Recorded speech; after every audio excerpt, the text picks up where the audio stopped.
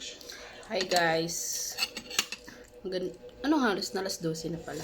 Kain tayo. Ang ulam ko for today's video.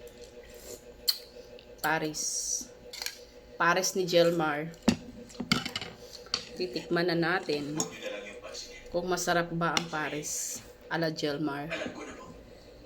Kung sino ang nagpadala ng liham. Ang taong nagpadala ng liham ay galit. Huwag mo namin tuloy. Sarap. Wala kang hawak sa katibayan. Kung may nahanap kang patunay, dala mo ito ngayon. Hindi ko kailangan ng mga salita. Hindi ko magagamit yun bilang patunay. Patawad mo kamahalan.